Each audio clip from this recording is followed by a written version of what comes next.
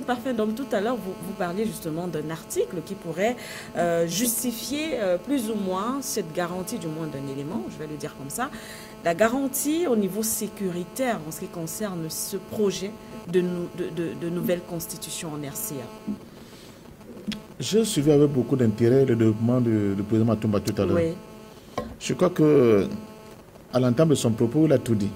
Le véritable problème de ce pays, c'est la question de la souveraineté de ce pays vis-à-vis de son sol et de son sous-sol. Oui, c'est richesse. C'est richesse.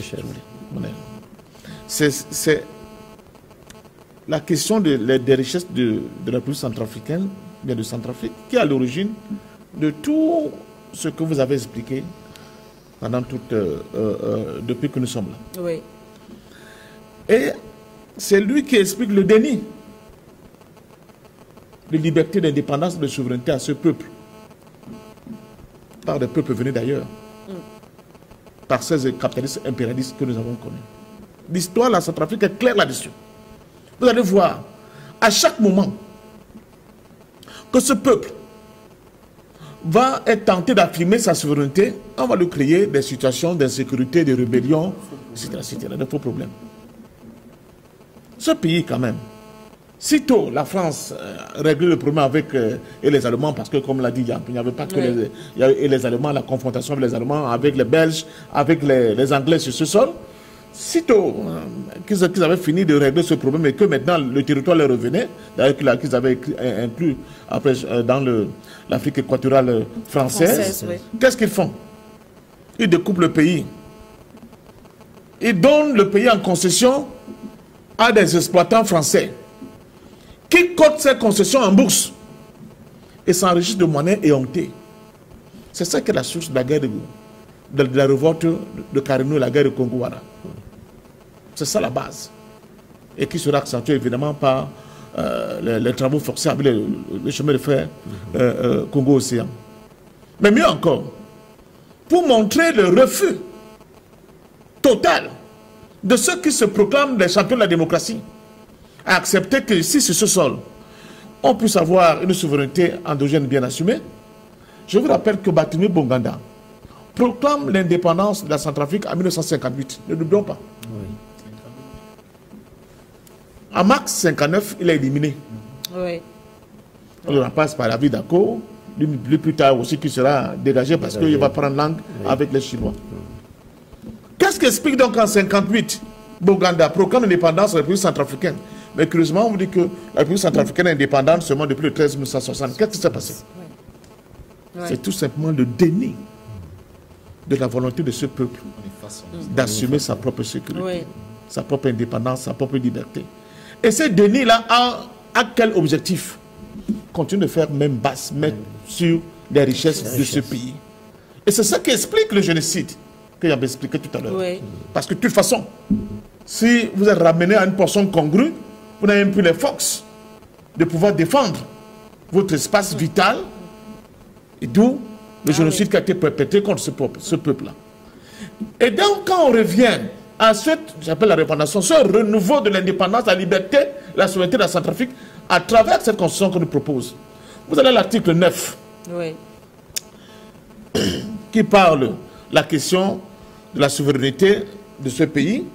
Et dans cet article 9, tenez-vous bien, on vous dit, l'État exerce la plénitude de sa souveraineté sur la totalité des ressources de la République centrafricaine, qu'il exploite pour son bien-être et pour le bien-être évidemment du peuple centrafricain.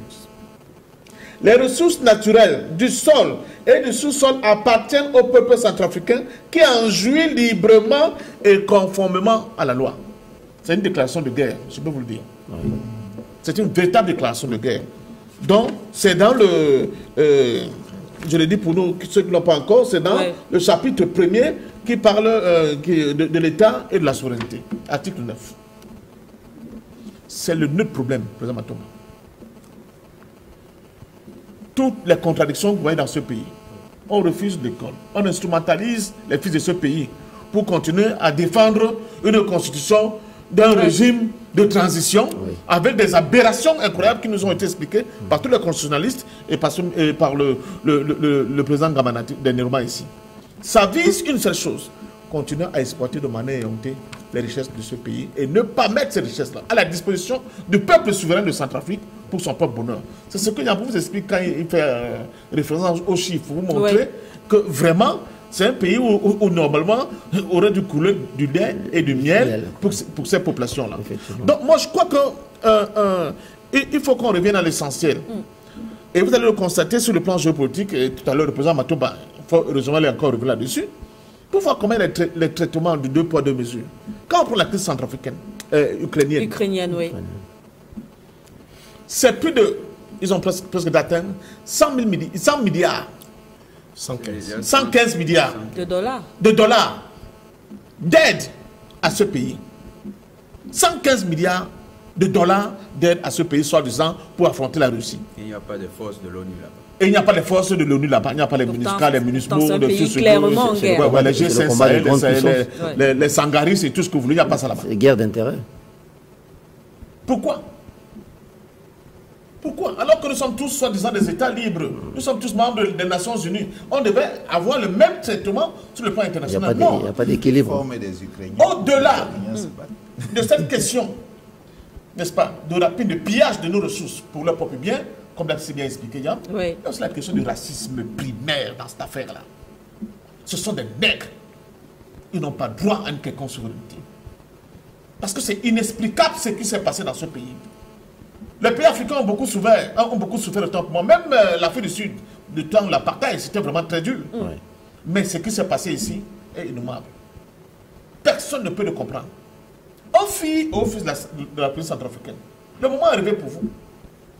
Le moment est arrivé pour vous d'être l'exemple dans ce continent d'un pays dont on a banni toute humanité, dont on a refusé toute capacité de s'autodéterminer, mais qui a décidé de prendre son destin en main à travers une volonté propre, endogène, de pouvoir enfin dire à la face du monde, nous sommes de Centrafrique. Et cela passe par quoi? Par un ensemble de réformes sur le plan sécuritaire. Sans sécurité, il n'y a pas d'indépendance. Vous vous imaginez la Russie actuellement, si elle n'avait pas la force armée qu'elle a, on l'aurait dépêché depuis très longtemps. C'est vrai. Il n'y a pas d'indépendance sans capacité militaire de défense de son territoire, des hommes et des biens de ce territoire. C'est une évidence. Donc, pourquoi on en veut au président Touadéra aujourd'hui?